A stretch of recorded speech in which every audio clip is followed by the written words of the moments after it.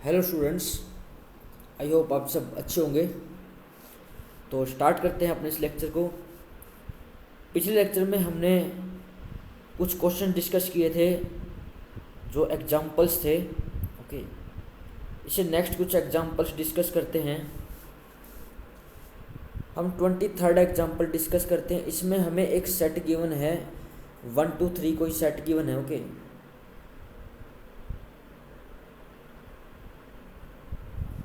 इसमें हमें एक सेट गिवन है जिसके अंदर एलिमेंट्स हैं 1 2 एंड 3। ओके, और हमने जो है नंबर ऑफ रिलेशंस फाइंड करनी है जो कंटेन करती है 1 2 एंड 2 3 को। और वो सभी जो रिलेशन हैं रिफ्लेक्सिव होनी चाहिए, ट्रांजिटिव होनी चाहिए, लेकिन सिमेट्रिक नहीं होनी चाहिए। वो सभी हमने जो है रिलेशन फाइंड करनी है। ओके, तो समझते हैं इसको। तो हमें जो सेट गिवन है वो गिवन है 1 2 3। ओके, और हमने कैसी रिलेशन फाइंड करनी है, वो सभी नंबर ऑफ रिलेशंस काउंट करनी है जो रिफ्लेक्सिव हो और 1 2 एंड 2 3 को कंटेन करती हो। ओके, 1 2 एंड 2 3 को कंटेन करती हो, ऐसी जो है हमने रिलेशंस काउंट करनी है। ओके, तो यानी कि इसके अंदर क्या आना चाहिए, एक तो 1 2 तो आना ही आना चाहिए और 2 3 भी आना चाहिए। और ये जो रिलेशन है रिफ्लेक्सिव भी बननी चाहिए, यानी कि इसके अंदर 1 1 भी होना चाहिए, 2 2 भी होना चाहिए एंड 3 3 भी होना चाहिए। ये एक रिलेशन बननी चाहिए। और ये जो रिलेशन है रिफ्लेक्सिव एंड ट्रांजिटिव होनी चाहिए। अब क्या ये जो R1 जो रिलेशन है, कि क्या ये जो रिलेशन है रिफ्लेक्सिव बन रही है? बिल्कुल रिफ्लेक्सिव रिलेशन है। क्या ये जो रिलेशन है ट्रांजिटिव बन रही है? ये जो रिलेशन है ट्रांजिटिव बिल्कुल भी नहीं बन रही है। अगर हम इसके अंदर 1 3 ऐड करेंगे, ये जो रिलेशन है ये ट्रांजिटिव बिल्कुल भी नहीं है, तो हमें इसके अंदर 1 3 ऐड करना होगा। अब ये जो रिलेशन है ये क्लियरली ट्रांजिटिव रिलेशन बन रही है। ओके, ये जो रिलेशन है क्लियरली ट्रांजिटिव रिलेशन भी है, रिफ्लेक्सिव रिलेशन भी है, लेकिन सिमेट्रिक रिलेशन जो है ये नहीं है। तो यानी कि एक रिलेशन तो हमारी ये हो जाएगी। और अगर हम R2 बनाएं, सेकंड रिलेशन बनाएं, तो उसमें ये R1 के सभी एलिमेंट्स तो आएंगे 1 2 भी आएगा, 2 3 भी आएगा, क्योंकि इनसे इनके अलावा इनमें से अगर कोई एलिमेंट अगर निकाल दे तो उससे हमारा काम नहीं चलने वाला। ओके, 1 1 भी आएगा, 2 2 भी आएगा, 3 3 भी आएगा एंड 1 3 भी आएगा। ये सभी एलिमेंट्स तो आएंगे। ओके, इसमें अभी हमारे पास 6 एलिमेंट्स आ चुके हैं और टोटल जो A क्रॉस A के अंदर जो यूनिवर्सल रिलेशन होता है उसके अंदर 9 एलिमेंट्स होते हैं। यानी कि हमारे पास जो एलिमेंट बचे हैं वो कौन से बचे हैं?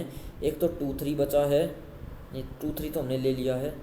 एक तो 3 2 बचा है।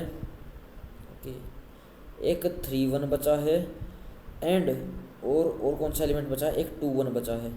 तो ये 3 एलिमेंट अभी रिमेनिंग है। इन 3 एलिमेंट्स से हमने चूज करने हैं और रिलेशन बनानी है जो रिफ्लेक्सिव बने, ट्रांजिटिव बने। ओके, तो अगर हम इसके अंदर 3 2 ऐड करते हैं, अगर इस R1 रिलेशन के अंदर अगर हम 3 2 ऐड करते हैं, तो क्या ये जो रिलेशन है हमारी रिफ्लेक्सिव बन जाएगी? रिफ्लेक्सिव तो ये ऑलरेडी है। क्या ये जो रिलेशन है ट्रांजिटिव बन जाएगी? देखो 2 3 इसके पास है तो 3 2 इसके पास है, तो यानी 2 2 इसके पास है। ओके, 1 3 इसके पास है, 3 2 इसके पास है, तो 1 2 इसके पास है। ओके, तो क्लियरली ये जो रिलेशन है रिफ्लेक्सिव भी है, ट्रांजिटिव भी है, बट ये जो रिलेशन है सिमेट्रिक नहीं है। क्यों नहीं है? 3 2 का उल्टा 2 3 तो है इसके पास, लेकिन 1 2 का उल्टा 2 1 इसके पास नहीं है, इसलिए सिमेट्रिक ये नहीं है। तो ये हमारी रिक्वायर्ड रिलेशन जो है बन जाएगी। तो R2 जो है हमारी सेकेंड नंबर की रिलेशन बन गई है।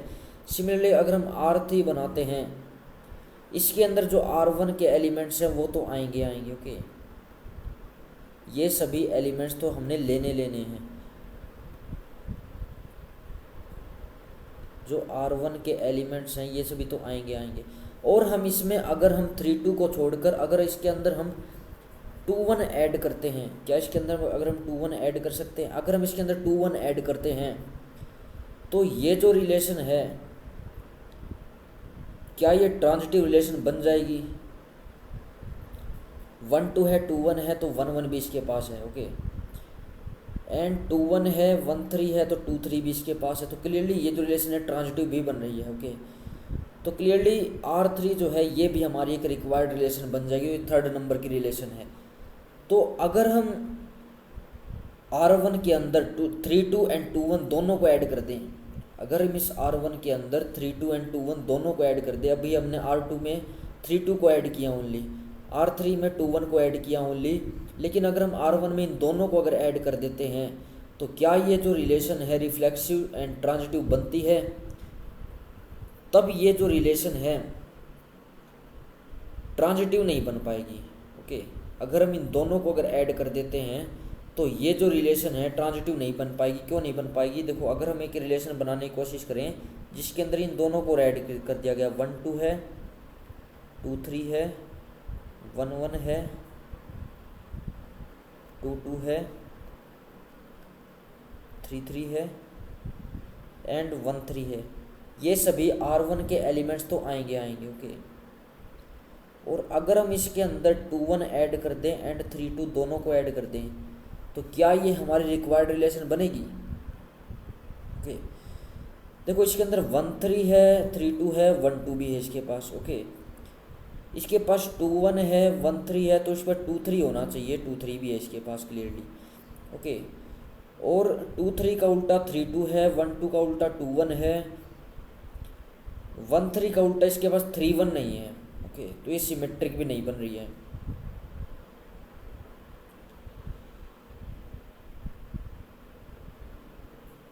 अब इसके पास 3 2 बिलोंग कर रहा है और 2 1 बिलोंग कर रहा है, तो 3 2 बिलोंग कर रहा है, 2 1 बिलोंग कर रहा है, लेकिन इसके पास 3 1 नहीं है, इसलिए ये जो रिलेशन है ट्रांजिटिव नहीं बन पाएगी। इसलिए ये केस जो है हमारा फेल हो गया। हमें जो रिलेशन चाहिए थी वो चाहिए थी रिफ्लेक्सिव भी होनी चाहिए और ट्रांजिटिव भी होनी चाहिए, लेकिन सिमेट्रिक वो नहीं होनी चाहिए। ये जो हमने लास्ट में जो रिलेशन बनाई है ये हमारी सिमेट्रिक तो बन रही है, सिमेट्रिक भी नहीं बन रही है, रिफ्लेक्सिव बन रही है, ट्रांजिटिव नहीं बन रही है। ओके, बट हमें ट्रांजिटिव रिलेशन चाहिए, तो यानी कि ये केस नहीं हो सकता जिसमें जो है 2 1 3 2 दोनों को ऐड किया जाए, ये केस जो है नहीं हो सकता। ओके,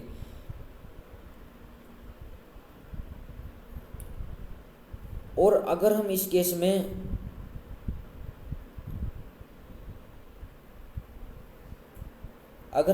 में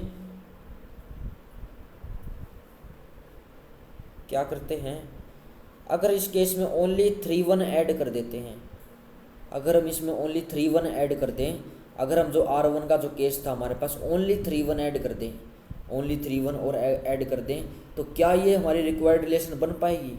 फॉर एग्जांपल हमारे पास क्या है, R1 के अंदर 1 2 है, 2 3 है एंड 1 1 है, 2 2 है, 3 3 है। अगर हम इसके अंदर 1 3 तो हमने लिया था, अगर हम इसके अंदर 3 1 और ऐड कर दें अकेला, ओके, तो क्या ये जो रिलेशन है ये हमारी रिक्वायर्ड रिलेशन बन पाएगी? देखो इसके अंदर जो है 2 3 बिलोंग कर रहा है, 3 1 बिलोंग कर रहा है, लेकिन इसके पास जो है 2 1 बिलोंग नहीं कर रहा है, इसलिए ये जो रिलेशन है ट्रांजिटिव रिलेशन नहीं बन पाएगी। बट हमें तो ट्रांजिटिव रिलेशन जो है चाहिए है, तो ये केस भी हमारा फेल हो जाएगा। ओके, ये केस भी हमारा फेल हो जाए तो हमारे पास ओनली जो रिक्वायर्ड जो रिलेशन बनेगी वो तो ओनली 3 रिलेशंस बन पाएंगी। ओके, ओनली 3 रिलेशंस जो हैं बन पाएंगी। ये R1 R2 एंड R3 यही हमारी 3 रिलेशन होंगी जो पॉसिबल होंगी, जो रिफ्लेक्सिव होंगी, ट्रांजिटिव होंगी, लेकिन सिमेट्रिक नहीं हो सकती। ओके,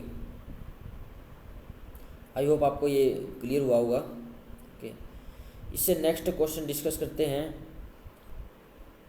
ओके, इससे नेक्स्ट क्वेश्चन में हमें गिवन है, हमने इसमें भी नंबर ऑफ रिलेशंस फाइंड करनी है, number of equivalence relation count करनी है 1 2 3 सेट पर जो 1 2 एंड 2 1 को कंटेन करती हो, और हमने शो करना है कि वो जो रिलेशंस हैं वो ओनली 2 रिलेशन बनेगी, ये हमने शो करना है। ओके, तो हमें सेट वही गिवन है जिसके अंदर एलिमेंट्स हैं 1 2 3। ओके, एलिमेंट्स वही है 1 2 3, और हमने रिलेशन कैसी बनानी है, हमने रिलेशन ऐसी बनानी है जिसके अंदर 1 2 होना चाहिए एंड 2 1 होना चाहिए, एंड रिफ्लेक्सिव सिमेट्रिक ट्रांजिटिव भी बननी चाहिए। रिफ्लेक्सिव बननी चाहिए, इसके लिए क्या चाहिए, 1 1 चाहिए, 2 2 चाहिए एंड 3 3 चाहिए। ओके, अब ये जो रिलेशन है ये हमारी रिफ्लेक्सिव भी बन रही है, सिमेट्रिक भी बन रही है, ट्रांजिटिव भी बन रही है, तो यानी कि R1 जो रिलेशन है ये हमारी रिक्वायर्ड रिलेशन है। अब हमारे पास जो रिमेनिंग एलिमेंट्स है कौन कौन से हैं, एक तो इसमें 2 3 चाहिए है, एक 3 2 चाहिए है।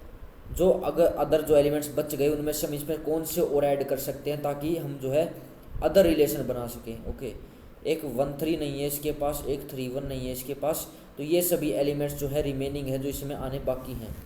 तो एक तो हमारी R1 जो है रिलेशन बन रही है। अगर हम R2 रिलेशन बनाते हैं जिसके अंदर ये सभी तो चाहिए हैं, 1 2 होना चाहिए, 2 1 होना चाहिए, ये तो रिक्वायर्ड है, 1 1 होना चाहिए, 2 2 होना चाहिए, क्योंकि रिलेशन को हमने रिफ्लेक्सिव भी बनाना है, सिमेट्रिक भी बनाना है, ट्रांजिटिव भी बनाना है। अब अगर इसके अंदर हम एक और ऐड करते हैं, 2 3 ऐड कर दिया, तो इसको जो है सिमेट्रिक बनाने के लिए 3 2 चाहिए हमें। ओके, 2 3 ऐड कर दिया तो इसको सिमेट्रिक बनाने के लिए 3 2 चाहिए।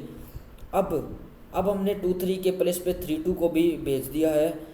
तो अगर हम इसमें देखते हैं कि इसमें 3 2 है, 3 2 आ रहा है तो 2 1 भी आ रहा है, तो इसको ट्रांजिटिव बनाने के लिए 3 1 भी इसको चाहिए, क्योंकि हमने जो है इक्विवेलेंस रिलेशन बनानी है। 3 2 है इसके पास, 2 1 है तो 3 1 भी चाहिए। तो अगर 3 1 आ रहा है तो सिमेट्रिक बनाने के लिए 1 3 चाहिए। ओके, तो यानी कि ये जो R2 जो रिलेशन है इसमें सभी एलिमेंट्स आ जाएंगे एक रो से के, तो इसलिए R2 जो रिलेशन है वो हमारी यूनिवर्सल रिलेशन बन जाएगी। तो ओनली यही 2 टाइप की रिलेशन पॉसिबल हैं जो इक्विवेलेंस रिलेशन बन पाएंगी गिवन कंडीशन के अकॉर्डिंग। ओके, इसे नेक्स्ट क्वेश्चन डिस्कस करते हैं। ओके, इससे नेक्स्ट क्वेश्चन में हमें एक फंक्शन गिवन है, नेचुरल नंबर से लेकर नेचुरल नंबर तक आइडेंटिटी फंक्शन हमें गिवन है, और हमने शो करना है कि in जो फंक्शन हमें डिफाइन किया गया है, नेचुरल नंबर से लेकर नेचुरल नंबर तक आइडेंटिटी जो फंक्शन डिफाइन किया गया है वो ऑन टू फंक्शन है। लेकिन अगर हम ऐसे ही 2 फंक्शन डिफाइन करते हैं, in प्लस in, एक नया फंक्शन डिफाइन करते हैं जो डिफाइन किया गया in x plus in x। Okay,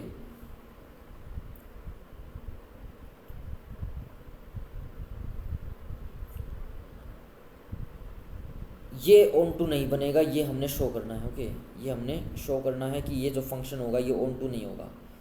तो देखते हैं इसको। देखो हमें जो है इस क्वेश्चन में क्या गिवन है, हमें एक फंक्शन गिवन है in नाम से। ओके, हमें एक फंक्शन गिवन है in नाम से। ओके,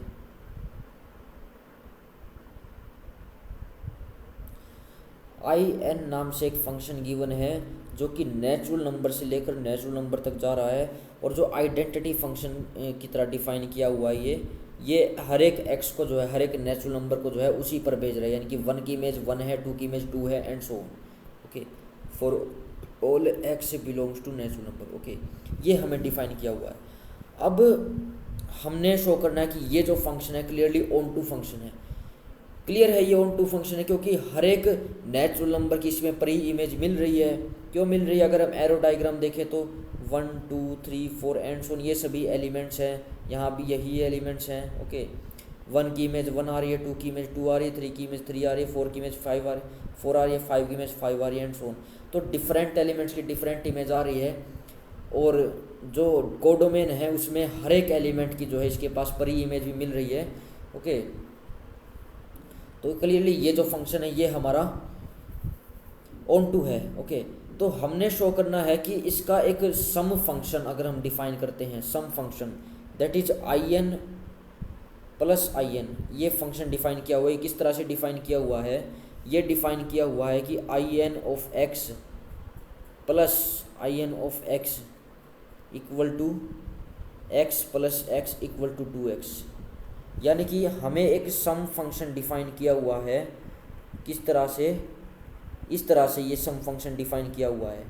तो हमने शो करना है कि ये जो फंक्शन है ये ऑन टू फंक्शन नहीं है। तो क्लियरली ये फंक्शन ऑन टू नहीं है क्योंकि ये फंक्शन क्या कर रहा है, जब इस 2 सम फंक्शन का हमने निकाला, सम फंक्शन को कैसे डिफाइन किया है, ये हमें क्या कर रहा है, इवन नेचुरल नंबर दे रहा है आउटपुट में। तो इसकी आउटपुट क्या है, रेंज क्या आ रही है, इवन नेचुरल नंबर्स आ रहे हैं। तो यानी कि ये हमें रेंज में ओनली इवन नेचुरल नंबर दे रहा है। तो इसमें जो ओड नेचुरल नंबर होंगे उसकी कोई प्री इमेज इसके पास नहीं होगी, यानी कि 1 के कोरस्पॉन्डिंग हमें कोई भी ऐसा नेचुरल नंबर नहीं मिलेगा, ऐसा कोई भी x नहीं मिलेगा सच दैट in प्लस में in ऑफ x की जो इमेज है 1 के बराबर हो जाए। ओके, सिमिलरली 3 के कोरस्पॉन्डिंग में हमें कुछ नहीं मिलेगा, 5 के कोरस्पॉन्डिंग में हमें कुछ नहीं मिलेगा, क्योंकि I N plus I N क्या कर रहा है, सभी नेचुरल नंबर को जो है इवन नंबर्स पर मैप कर रहा है। ओके, तो इसलिए ये जो फंक्शन है ऑन टू फंक्शन नहीं बनेगा। ओके, नेक्स्ट क्वेश्चन डिस्कस करते हैं। ओके,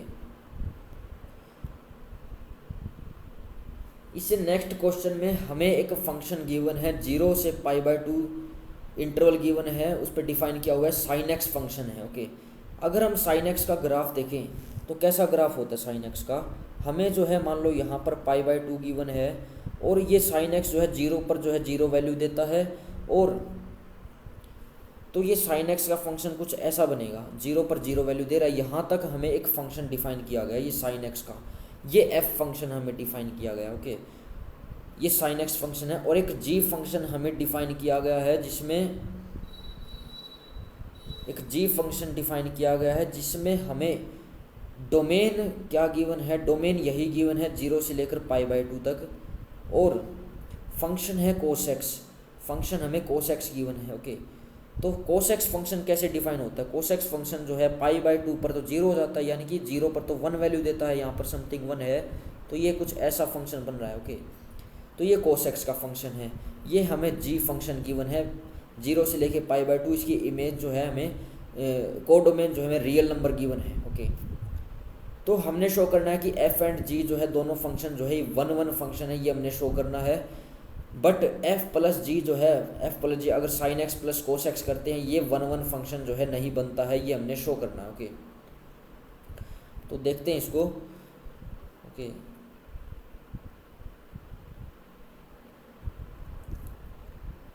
तो हमारे पास एक एफ फंक्शन है जो कि 0 से लेके π/2 तक का इंटरवल है, उससे रियल नंबर पर डिफाइन किया गया है, और फंक्शन कौन सा है, साइन एक्स फंक्शन हमें गिवन है। ओके, तो क्लियरली एफ जो फंक्शन है ये हमारा 1 फंक्शन बनेगा। क्यों बनेगा, क्योंकि हम कोई भी डिफरेंट वैल्यू उठा लें, कोई भी दो डिफरेंट एलिमेंट उठा लें, x1 not equal to x2, जहाँ कहाँ से 0 से लेके π/2 से कोई भी दो डिफरेंट एलिमेंट उठा लें, उनकी जो भी इमेज होती है साइन x1 जो होता है वो हमेशा बराबर नहीं आएगा साइन x2 के 0 से लेके π/2 में। ये हमने ग्राफ भी देखा है। ओके, ये हमने ग्राफ भी देखा है, ग्राफ ऐसा बनता है, यहाँ पे π/2 है, तो क्लियरली इसमें हॉरिजॉन्टल लाइंस बनाई तो ये ग्राफ को जो है एग्जैक्टली 1 पॉइंट पर कट करती है, इसलिए ये जो फंक्शन है क्लियरली 1 फंक्शन है। ओके, क्योंकि डिफरेंट एलिमेंट की डिफरेंट इमेजेस आ रही है, इसलिए ये जो फंक्शन है क्लियरली 1 फंक्शन है। सिमिलरली अगर हम जी फंक्शन की बात करते हैं, वो भी 0 से लेकर π/2 तक गिवन है, 0 π/2 इंटरवल गिवन है और रियल नंबर पर गिवन है। ओके, और फंक्शन क्या गिवन है, फंक्शन हमें जो है कोस एक्स गिवन है, तो क्लियरली ये भी हमें जो है डिफरेंट एलिमेंट्स पर जो है डिफरेंट इमेजेस देता है, जो हमने 0 से लेकर π/2 से उठाई हैं, तो इसके कोरस्पॉन्डिंग जो कोस x1 होगा वो नॉट इक्वल टू होगा कोस x2 के। इसका भी हमने ग्राफ देखा है कि ग्राफ कैसा होता है, इसका ग्राफ ऐसा होता है, तो इसमें भी अगर हॉरिजॉन्टल लाइंस ड्रॉ करेंगे तो ये भी जो है इस ग्राफ को एग्जैक्टली 1 पॉइंट पर कट कर रही है, इसलिए ये जो दोनों फंक्शंस हैं ये हमारे 1 फंक्शन बन रहे हैं। लेकिन अगर हम इन दोनों का सम करते हैं, एफ प्लस जी करते हैं, यानी कि एफ प्लस जी क्या बन रहा है, अगर हम इसको 0 से लेके π/2 से लेकर r पर डिफाइन कर रहे हैं, और किस तरह से डिफाइन कर रहे हैं, यानी कि हमारे पास जो फंक्शन है f plus ji of x, ये हमारे पास फंक्शन है, ये हमें गिवन है sine x plus cos x, ये हमें फंक्शन गिवन है। हमने शो करना है कि ये जो फंक्शन है ये 1 नहीं बनेगा। क्यों नहीं बनेगा, अगर हम एफ प्लस जी ऑफ 0 निकालते हैं तो ये हमें देता है sine of 0 plus cos of 0। Okay, इसकी वैल्यू किसके बराबर आती है, 0 + 1 दैट इज इक्वल टू 1 के बराबर आती है। Similarly F plus ji of π/2 निकालते हैं तो इसकी वैल्यू किसके बराबर आएगी, sine of π/2 plus cos of π/2, ये किसके बराबर होगा, 1 + 0 दैट इज इक्वल टू 1 के बराबर होगा। ओके, तो यानी कि हमारे पास दो डिफरेंट वैल्यू ली थी हमने, उसके कोरस्पॉन्डिंग जो इमेजेस आ रही है वो सेम आ रही है, यानी कि एफ प्लस जी ऑफ 0 बराबर आ रहा है एफ प्लस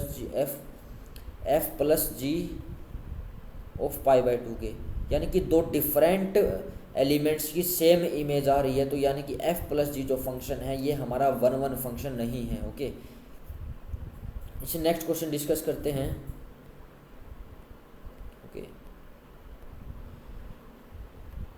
इससे नेक्स्ट क्वेश्चन में हमें एक्सरसाइज स्टार्ट हो गई है यहाँ पर। ओके, एक्सरसाइज का फर्स्ट क्वेश्चन डिस्कस करते हैं। ओके,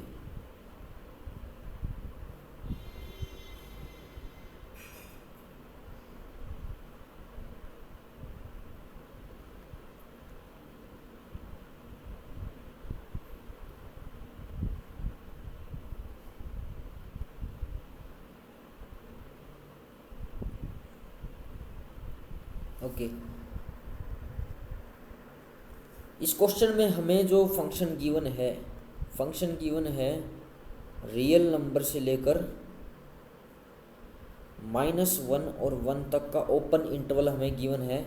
और फंक्शन कैसे डिफाइन किया हुआ है? फंक्शन डिफाइन किया हुआ है x अपॉन में 1 प्लस मोड x फंक्शन, ये हमें डिफाइन किया हुआ है। हमने शो करना है कि ये जो फंक्शन है ये हमारा 1 भी बन रहा है, ऑन टू भी बन रहा है, ये हमने शो करना है। ओके, ये जो फंक्शन है ये हमारा 1 फंक्शन भी बनेगा, ऑन टू फंक्शन भी बनेगा, ये हमने शो करना है। ओके, तो देखते हैं इसको। देखो, हमने अभी मॉडुलस फंक्शन को कैसे एक्सपेंड करते हैं ये भी हमने सीखा हुआ है, तो इसको कैसे ओपन कर सकते हैं वो देखते हैं। ओके, तो ये जो फंक्शन है इसकी value x upon 1 plus x होगी जब x को हम पॉजिटिव लेंगे, x greater than equal to 0 लेंगे।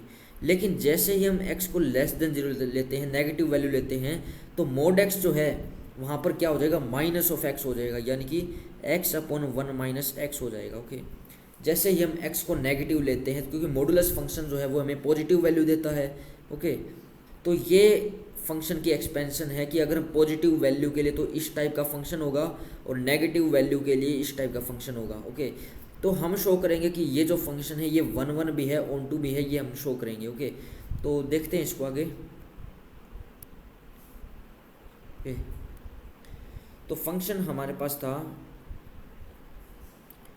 x अपॉन 1 प्लस एक्स जब x पॉजिटिव हो, and x upon 1 minus x जब x लेस देन 0 हो, ये हमें गिवन है। तो सबसे पहले इसको 1 शो करते हैं। 1 कैसे शो करेंगे?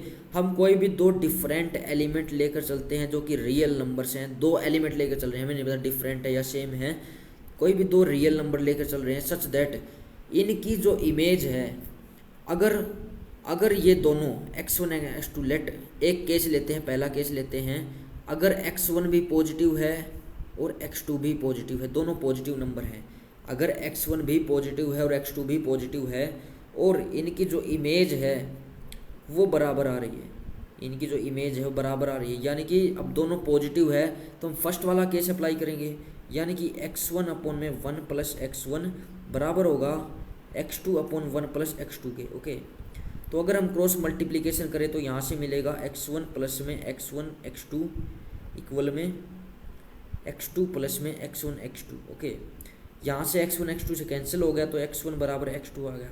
तो यानी कि ये जो फंक्शन है यहाँ से इस केस में तो हमारा 1 शो हो गया है। सिमिलरली अगर हमें ये दो जो वैल्यूज हैं x1 एंड x2 जो हैं, अगर ये दो हमें नेगेटिव वैल्यू गिवन होती है तब हम क्या करेंगे? ओके, अगर ये हमें नेगेटिव गिवन हो तब उस केस में क्या करेंगे? देखो, जब भी हमें जो है नेगेटिव अब लेकर चलते हैं, x1 x2 जो है दोनों नेगेटिव हैं, तो इस केस में हम इस सेकंड डेफिनेशन लगाएंगे। हमें गिवन है कि f ऑफ x1 बराबर f ऑफ x2, ये हम लेकर चलते हैं। ओके, तो इस केस में क्या होगा? x1 अपॉन में 1 माइनस x1 बराबर x2 अपॉन 1 माइनस x2 होगा।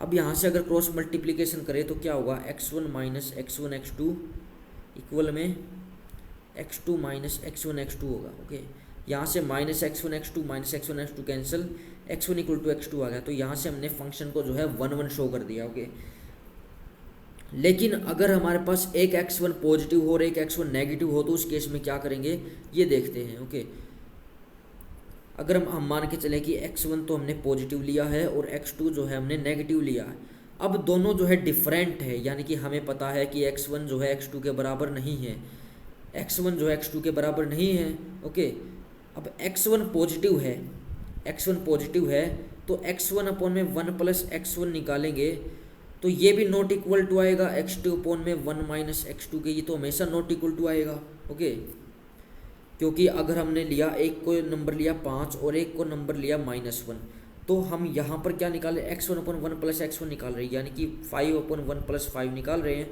और इस साइड -1/1 प्लस 1 निकाल रहे हैं, यानी कि 1 - x2 किया हमने। ओके, तो यहाँ से दोनों जो है डिफरेंट वैल्यूज आ रही हैं क्लियरली। ओके, यहाँ से 5/6 मिल रहा है, यहाँ से -1/2 मिल रहा है, तो ये डिफरेंट वैल्यूज हैं। तो यानी कि ये क्या इंप्लाई करता है, ये इंप्लाई करता है कि f(x1) जो है वो बराबर नहीं है f(x2) के।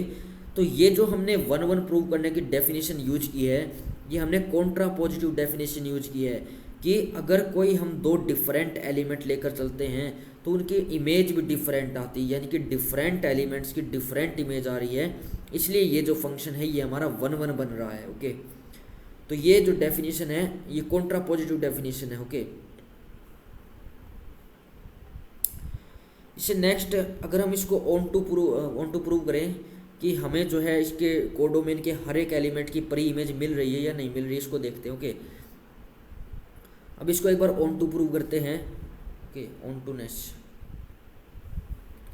यानी कि हम कोई भी y उठाएं किस में से, -1 और y1 में से, इसके कोरस्पोंडिंग हमें एक x मिलना चाहिए डोमेन में से, रियल नंबर में से, सच दैट f(x) जो है वो y के बराबर हो जाए।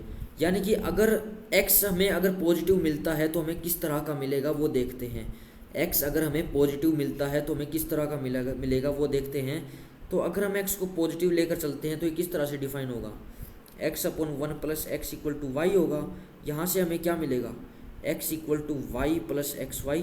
यहाँ से अगर हम x की वैल्यू निकालें तो क्या आएगी, y/1 - y आएगी। ओके, तो यहाँ से अगर हम इस y के कोरस्पोंडिंग हमें जो पॉजिटिव वैल्यू मिल रही है x की वो ये मिल रही है, यानी कि y/1 - y जो है इस y के कोरस्पोंडिंग प्री इमेज बन रहा है। ओके, सिमिलरली अगर इसकी इमेज जो है नेगेटिव मिलती है तो वो क्या मिलेगी, x/1 - x किसके बराबर होगा, y के बराबर होगा।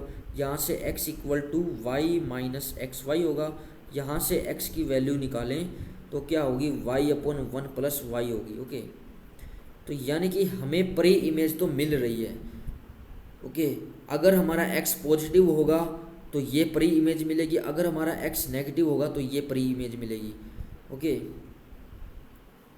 यानी कि अगर हमने 1/2 उठाया तो 1/2 अगर हमने y कोडोमेन में से उठाया है तो उसके कोरस्पोंडिंग हमें कौन सी प्री इमेज जो है मिलेगी उसको देखते हैं।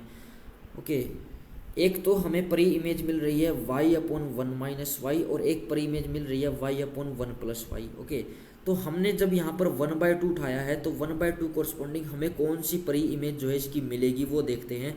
अगर हम इसमें 1/2 पुट करते हैं तो हमें मिलेगी 1/2 अपॉन में 1/2, दैट इज़ 1 वैल्यू मिलेगी, यानी कि 1 की जो इमेज है वो 1/2 आ रही है। ओके, और अगर हम इसके अंदर 1/2 पुट करते हैं तो यहाँ से हमें मिलेगी 1/3। तो ये पॉसिबल नहीं है। क्यों नहीं है, क्योंकि हमने ये किसके लिए निकाली है, ये निकाली है जब x हमारा नेगेटिव था। तो लेकिन यहाँ पर x तो 1/3 तो नेगेटिव आ ही नहीं रहा है, तो इस 1/2 की जो प्री इमेज होगी वो 1 होगी। ओके, 1/2 की जो प्री इमेज होगी वो 1 होगी। ओके, तो यानी कि हमारा तो जो ग्राफ है वो किस तरह का बन रहा है, जब भी हम रेंज में से कोई पॉजिटिव वैल्यू लेते हैं, रेंज में से कोई पॉजिटिव वैल्यू उठाते हैं, कोडोमेन में से कोई पॉजिटिव वैल्यू उठाते हैं, तो उसके कोरस्पोंडिंग जो हमारा x मिलता है वो भी पॉजिटिव मिलता है। और जैसे ही हम कोई जैसे -1/2 उठाया तो इसके कोरस्पोंडिंग हमें जो इसकी प्री इमेज मिलती है, -1/2 के कोरस्पोंडिंग जो हमें इसकी प्री इमेज मिलती है वो हमें -1 मिलती है। ओके, तो यानी कि -1/2 नेगेटिव के कोरस्पोंडिंग हमें नेगेटिव प्री इमेज मिल रही है, पॉजिटिव के कोरस्पोंडिंग हमें पॉजिटिव प्री इमेज मिल रही है। यानी कि इसका ग्राफ कुछ कैसा बन रहा है, इसका ग्राफ जब पॉजिटिव साइड चलते हैं तो इसका ग्राफ कुछ यहाँ है, और जब नेगेटिव साइड चलते हैं तो इसका ग्राफ कुछ यहाँ है। ओके, और क्लियरली ये जो फंक्शन है ये 1-1 टाइप का बन रहा है। अगर हम इसका रफ आइडिया ले इस ग्राफ का तो किस तरह का ग्राफ होगा एक बार उसको देखते हैं। ओके, अगर हम इसका रफ आइडिया ड्रॉ करने की कोशिश करें तो ये किस टाइप का हमें ग्राफ मिलेगा वो देखते हैं। यहाँ पर समथिंग 1 अगर हम माने, यहाँ पर समथिंग 2 अगर माने, यहाँ पर समथिंग 3 अगर माने, यहाँ -1 हो गया, ये -2 हो गया, और यहाँ अगर 1 है, यहाँ अगर -1 है, तो हमें कोडोमेन जो है -1 से लेकर 1 तक गिवन थी।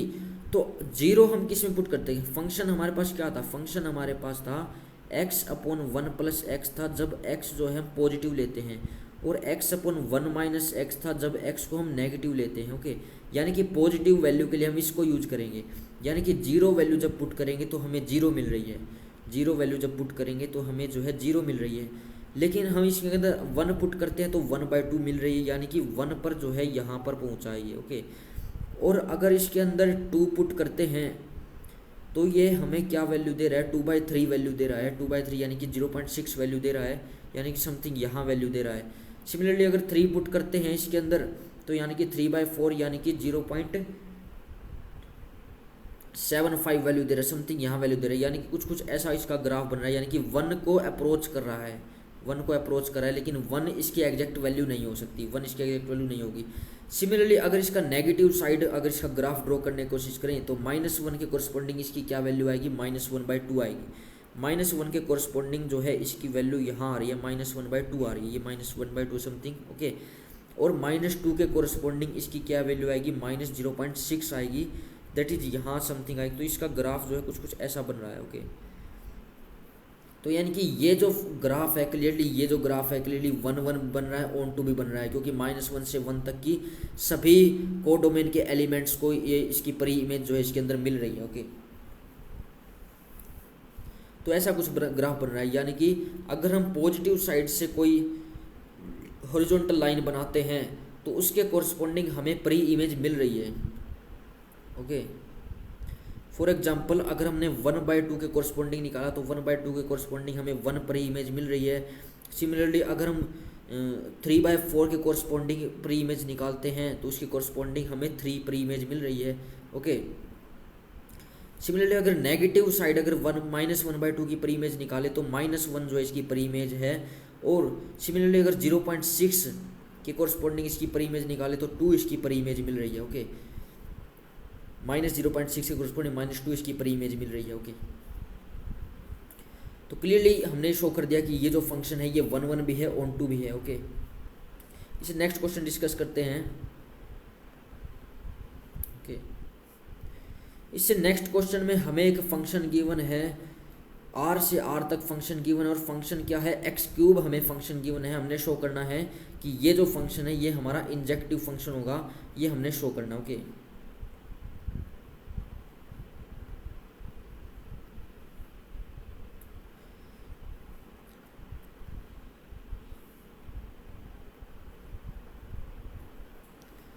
ओके, तो हमें जो फंक्शन गिवन है r से लेकर रियल नंबर तक गिवन है, और फंक्शन क्या है? हमें x³ डिफाइन किया गया है। ओके, तो जब भी हमारे पास अगर x की ओड पावर होती है तो उस केस में जो हमारा ग्राफ होता है वो हमारा फर्स्ट एंड थर्ड क्वाड्रेंट में बनता है। तो यानी कि इस फंक्शन का जो ग्राफ है कुछ समथिंग ऐसा बनता है। ओके, ऐसा इसका समथिंग ग्राफ होता है। 1 पर ये हमें 1 वैल्यू देता है, और 2 पर जो है ये हमें 8 वैल्यू देता है, और 3 पर जो है ये 27 समथिंग वैल्यू देता है। ओके, यहाँ पर 8 है, ये 1 है, ऊपर जाकर ये मान लो 27 है, ऐसी कुछ वैल्यू दे रहा है।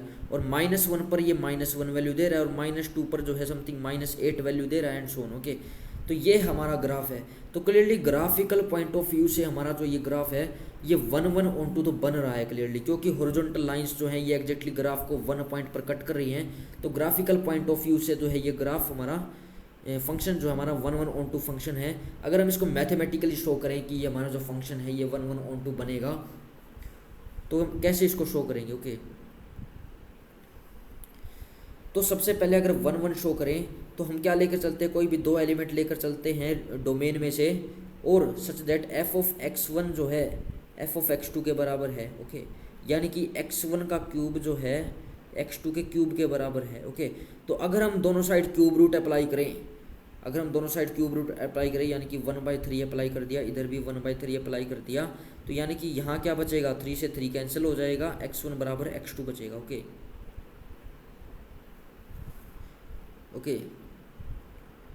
तो यहाँ से जो है हमारे पास क्लियरली ये जो फंक्शन है ये हमारा 1 फंक्शन बन रहा है। ओके, हमने ये शो कर दिया। इसके बाद अगर हम ऑन टू प्रूव करें, ऑन टू कैसे प्रूव कर सकते हैं? ऑन टू प्रूव करने के लिए हम कोई भी y उठाते हैं कोडोमेन में से। ओके, तो इसके कोरस्पोंडिंग हम कोई एक्स लेकर चलते हैं सच दैट इस ये जो एक्स है ये वाई की परी इमेज है। ओके, तो यानी कि एफ ऑफ एक्स क्या है, एक्स क्यूब बराबर वाई है, तो एक्स की वैल्यू क्या होगी, वाई की पावर 1/3 होगी। तो यानी कि हर एक वाई के कोरस्पोंडिंग जो है हमें वाई की पावर 1/3 जो है उसकी परी इमेज जो है मिल रहा है, हर एक वाई के कोरस्पोंडिंग उसकी परी इमेज जो हमें मिल रहा है। ओके, ये y की पावर 1/3 जो है हमें 3 रूट्स देता है, लेकिन इनमें से एक वैल्यू जो है एटलीस्ट वन वैल्यू तो रियल नंबर तो होगी, यानी कि हर एक y के कोरस्पोंडिंग इसकी परी इमेज मिल रही है, यानी कि -1 के कोरस्पोंडिंग हमें -1 मिलती है। अगर -2 की बात करें तो -2 के कोरस्पोंडिंग हमें कौन सी परी इमेज मिलेगी, -2 की पावर 1/3 दैट इज -2 की पावर 1/3, ये हमें परी इमेज इसकी मिलेगी। ओके,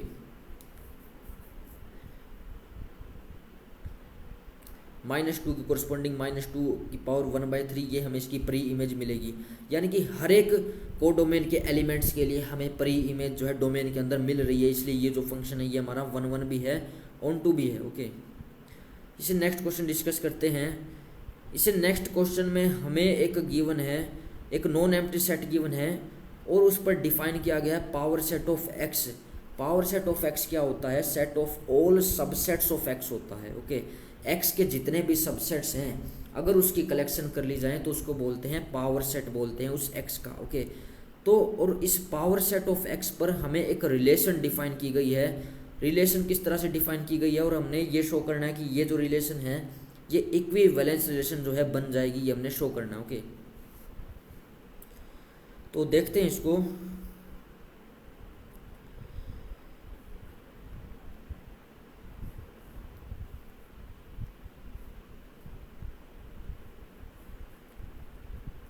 ओके, तो हमें एक कोई सेट गिवन है एक्स, और पावर सेट ऑफ एक्स क्या होता है, पावर सेट ऑफ एक्स क्या होता है, कलेक्शन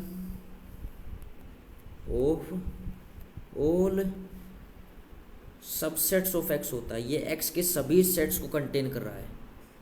ओके, इसके अंदर एक्स के सभी सबसेट हैं। ओके, और आर रिलेशन कैसे डिफाइन की गई है, आर जो रिलेशन है वो पावर सेट ऑफ एक्स कर कैसे डिफाइन की गई है, ये किन्हीं दो सेट को कैसे रिलेट कर रहा है, ए जो सेट है वो बी सेट को कैसे रिलेट कर रहा है। यहाँ पे ए बी सबसेट है एक्स का, बी भी सबसेट है एक्स का, और ए और बी जो मेंबर हैं, ए बिलोंग करता है पावर सेट ऑफ एक्स में और बी बिलोंग करता है पावर सेट ऑफ एक्स में, यानी कि ए एंड बी जो है एक्स के सबसेट हैं, तो ये पावर सेट ऑफ एक्स के अंदर तो होंगे। तो ए बी से कब रिलेट कर रहा है, जब ए जो है बी का सबसेट होगा तभी रिलेट कर रहा है। ओके, जब ए जो है बी का प्रॉपर सबसेट होगा तभी ये जो है इस रिलेशन के अंदर आएगा। तो क्लियरली ये जो रिलेशन है ये रिफ्लेक्सिव रिलेशन तो नहीं बनेगी, क्योंकि हर एक जो सेट होता है वो खुद का प्रॉपर सबसेट तो कभी भी नहीं बन सकता है। यानी कि for all A belongs to power set of X, A जो है कभी भी आर के अंदर बिलोंग नहीं करेगा। क्यों नहीं करेगा, क्योंकि कोई भी खुद का प्रॉपर सबसेट तो नहीं हो सकता है। ओके, खुद का प्रॉपर सबसेट तो कभी भी नहीं हो सकता है। सिमिलरली अगर हम ये सिमेट्रिक भी नहीं बनेगा, ये रिफ्लेक्सिव तो है ही नहीं, सिमेट्रिक भी नहीं बनेगा। क्यों नहीं बनेगा, क्योंकि अगर हम मान के चलें कि इसके अंदर ए बी बिलोंग करता है आर के अंदर, तो ये क्या इंप्लाई करता है कि ए बी का सबसेट है, बट ये ज़रूरी तो नहीं है कि बी भी ए का सबसेट होगा, ऐसा ज़रूरी नहीं है। ओके, तो इसके लिए हम एक एग्जांपल ले सकते हैं। अगर हम एक्स को लेके चले 1 2 3 एक्स कोई सेट था और इसका एक सबसेट ले लिया ए जिसके अंदर मेंबर्स हैं 1 और 2 है। ओके, और बी एक सेट ले लिया जिसके अंदर 1 मेंबर है, और पावर सेट ऑफ एक्स के अंदर ये ए एंड बी जो है ज़रूर बिलोंग करेंगे। तो क्लियरली बी जो है वो सबसेट है ए का, बट ए जो है वो सबसेट नहीं है बी का। ओके, तो यहाँ से रिवर्स जो है वो ऑर्डर जो है इसमें पॉसिबल नहीं है, इसलिए ये जो रिलेशन है सिमेट्रिक नहीं बन रही है। ओके, तो ये जो रिलेशन है रिफ्लेक्सिव भी नहीं है, सिमेट्रिक भी नहीं है। ओके, और ये जो रिलेशन है ये रिलेशन ट्रांजिटिव तो क्लियरली बन जाएगी। क्यों बन जाएगी, अगर ए बी का सबसेट है, अगर ए बी का सबसेट है, बी सी का सबसेट है, तो ए भी तो सी का सबसेट हो ही जाएगा। ओके, क्योंकि ए अगर बी के अंदर पूरा कंटेन कर रहा है, बी पूरा सी के अंदर कंटेन करता, तो ए भी तो सी के अंदर आ ही जाएगा। तो क्लियरली ये जो रिलेशन ट्रांजिटिव बन रही है, रिफ्लेक्सिव नहीं बन रही, सिमेट्रिक भी नहीं बन रही। तो इसलिए ये जो रिलेशन है हमारी इक्विवेलेंस रिलेशन नहीं बन पाएगी। ओके, इससे नेक्स्ट क्वेश्चन डिस्कस करते हैं। ओके, इससे नेक्स्ट क्वेश्चन में हमने number of onto functions find करने हैं from the set 1 2 3 and so on n तक इसके अंदर एलिमेंट्स हैं टू इटसेल्फ। ओके, यानी कि हमारे पास एक ए सेट है जिसके अंदर एलिमेंट्स है 1 2 3 से लेकर n तक एलिमेंट्स हैं, और यही सेट इसकी कोडोमेन बनाया हुआ है 3 4 एंड सो ऑन n तक इसके अंदर एलिमेंट्स हैं। ओके, तो हमने इसके अंदर number of onto functions find करने हैं। तो क्लियर है, हमने नंबर ऑफ 1 1 फंक्शन कैसे काउंट किए थे, और हम एक रिजल्ट जानते हैं कि अगर हमारे पास कोई फाइनाइट सेट होता है, फाइनाइट सेट के अंदर अगर कोई हमारे पास 1 1 फंक्शन गिवन है, तो वो जो 1 1 फंक्शन है क्लियरली ऑन टू फंक्शन भी बनता है। ओके, ये हमारे पास फाइनाइट सेट है, ये फाइनाइट सेट से फाइनाइट सेट पर जा रहा है, और क्लियरली ये जो फंक्शन है अगर कोई 1 1 फंक्शन बनता है तो वो ऑन टू बनता है। तो हमने नंबर ऑफ 1 1 फंक्शन काउंट किए थे, उसका फॉर्मूला था n फैक्टोरियल।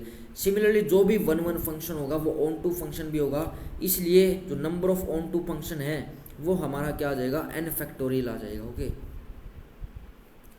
इससे नेक्स्ट क्वेश्चन डिस्कस करते हैं। इससे नेक्स्ट क्वेश्चन में हमें एक ए सेट गिवन है जिसके अंदर एलिमेंट्स हैं -1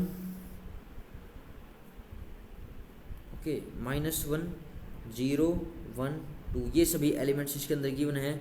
ये ए सेट है, और एक बी सेट हमें गिवन है जिसके अंदर एलिमेंट्स हमें गिवन है -4 -2 0 2, ये सभी एलिमेंट्स हमें बी सेट के गिवन हैं। और फंक्शन एक f डिफाइन किया गया है और एक g डिफाइन किया गया है, जो दोनों जो है a से लेकर b पर जा रहे हैं। और f फंक्शन जो है किस तरह से डिफाइन किया गया है, f ऑफ x जो है x² माइनस x के बराबर है। तो f ऑफ -1 अगर निकालें, f ऑफ -1 अगर निकालें तो ये हमें क्या देने वाला है, -1 का स्क्वायर करेंगे तो 1 मिलेगा, 1 + 1 दैट इज हमें 2 मिलेगा। यानी कि -1 की इमेज जो है f के अंदर क्या आ रही है, 2 आ रही है। सिमिलरली f ऑफ 0 निकालें तो ये हमें 0 देगा, f ऑफ 1 निकालें तो भी 0 देगा, f ऑफ 2 निकालें तो ये हमें 2 वैल्यू दे रहा है। ओके, सिमिलरली एक g फंक्शन कैसे डिफाइन किया हुआ है, g फंक्शन हमें डिफाइन किया हुआ है कि ये हमें क्या वैल्यू दे रहा है, 2 ऑफ x -1/2 -1। ओके, ये हमें वैल्यू दे रहा है, यानी कि g ऑफ -1 निकालें तो ये हमें क्या देगा, x के प्लेस पे -1 सब्स्टिट्यूट करेंगे, -1 -1/2 -3/2, और मॉडुलस जो है माइनस को पॉजिटिव बना देता है तो 3/2 बन जाएगा। 3/2 की मल्टीप्लाई में 2 है तो 2 से 2 कैंसिल, यानी कि 3 - 1 दैट इज इक्वल टू 2 दे रहा है। सिमिलरली g ऑफ 0 निकालें तो ये हमें क्या दे रहा है, 0 दे रहा है। ओके,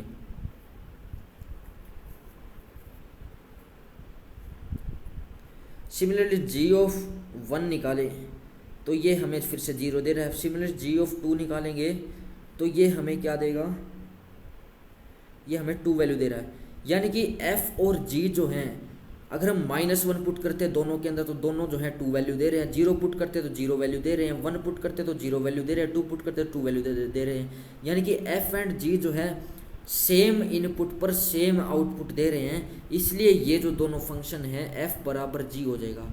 आपको पहले बता था कि कोई भी दो फंक्शन कब बराबर होते हैं, एक तो उनकी दोनों की डोमेन सेम होनी चाहिए और उनकी जो रेंज सेट आता है वो भी बराबर होना चाहिए, और जो डोमेन के कोरस्पोंडिंग जो भी हम एलिमेंट उठाएं उसके कोरस्पोंडिंग इमेज भी सेम आनी चाहिए। ओके, तो ये खासियत होती है किन्हीं भी दो इक्वल फंक्शंस की। तो यहाँ से हमने शो करना था कि f एंड g जो हैं इक्वल फंक्शन है, तो क्लियरली ये जो दोनों फंक्शंस हैं इक्वल फंक्शंस हैं, ये ऐसे हम शो कर सकते हैं। ओके, इससे नेक्स्ट 2 क्वेश्चन रिमेनिंग है, ऑब्जेक्टिव टाइप क्वेश्चंस हैं।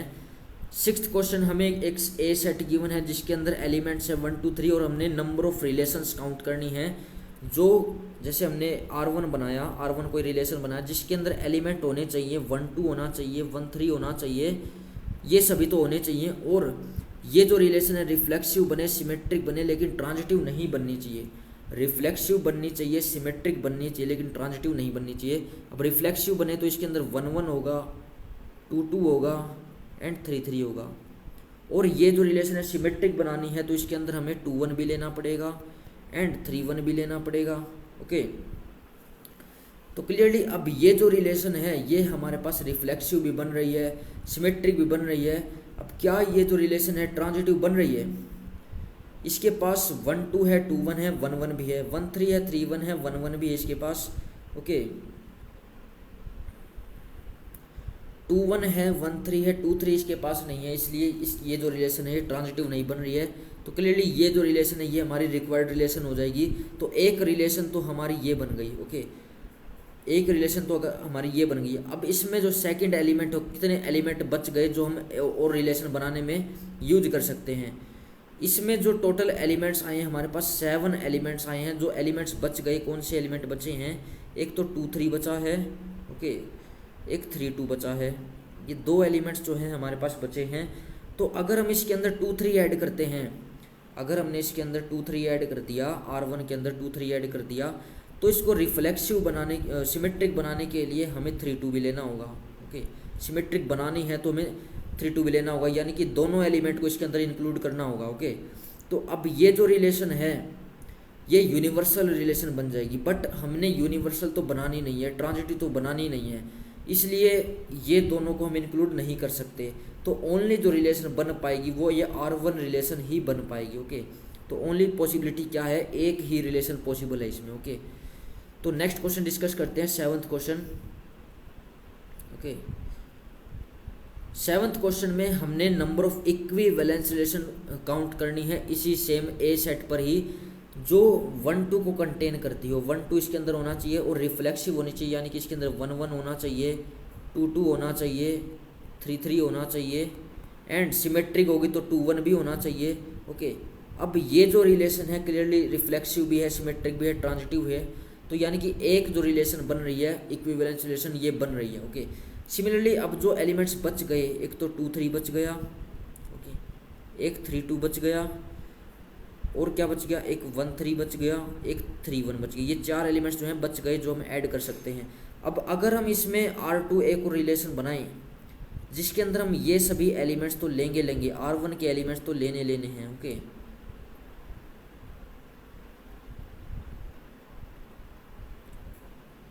ये सभी एलिमेंट्स तो आएंगे। अब इसमें अगर हम 2 3 ऐड करते हैं, R2 रिलेशन बनाते हैं, तो सिमेट्रिक बनाने के लिए इसके पास 3 2 होना चाहिए। अब देखो ये 1 2 आ गया, इसके पास 3 2 आ गया, तो इसके पास 1 2 होना चाहिए, 1 2 है इसके पास, क्योंकि हमने ट्रांजिटिव बनानी है। ओके ट्रांजिटिव बनानी है। और 2 1 है इसके पास, 2 1 है, 1 2 है, तो 2 2 भी है इसके पास। ओके 2 3 है, क्या हम ये चेक कर रहे हैं कि ये क्या ये जो रिलेशन है इक्विवेलेंस रिलेशन बन रही है या नहीं बन रही है, हम इसको चेक कर रहे हैं R2 को। ओके तो क्लियरली इसके पास जो है 1 2 है, 2 3 है, लेकिन इसके पास 1 3 नहीं है, इसलिए ट्रांजिटिव बनाने के लिए इसमें 1 3 और ऐड करना होगा। अब अगर 1 3 ऐड किया तो सिमेट्रिक बनाने के लिए 3 1 भी इसके अंदर ऐड करना होगा। तो अब ये जो रिलेशन है ये हमारे पास यूनिवर्सल रिलेशन बन गई, A क्रॉस A के बराबर ही आ रहा है। तो क्लियरली एक ये जो रिलेशन है ये भी हमारी इक्विवेलेंस रिलेशन हो जाएगी। तो यानी कि हमारे पास टोटल नंबर ऑफ रिलेशन कितनी होंगी जो इक्विवेलेंस रिलेशन होगी और कंटेन करती होगी 1 2 को, वो हमारे पास 2 रिलेशन बनेंगी। ओके तो यानी कि सिक्स्थ का जो आंसर है वो हमारा A पार्ट आएगा, और 6th का जो आंसर है वो A पार्ट आएगा, और 7th का जो ऑप्शन है वो हमारा B आएगा। ओके तो हमने जो है इस सेकंड एक्सरसाइज फर्स्ट चैप्टर को जो है यहाँ पर फिनिश कर लिया है। इसके बाद हम जो है नेक्स्ट चैप्टर डिस्कस करेंगे जिसमें हम पढ़ेंगे inverse trigonometric functions. Okay I hope आपको ये चैप्टर अच्छे से समझ में आया होगा। ओके अगर कोई डाउट है तो आप पूछ सकते हैं। So thanks for watching this lecture.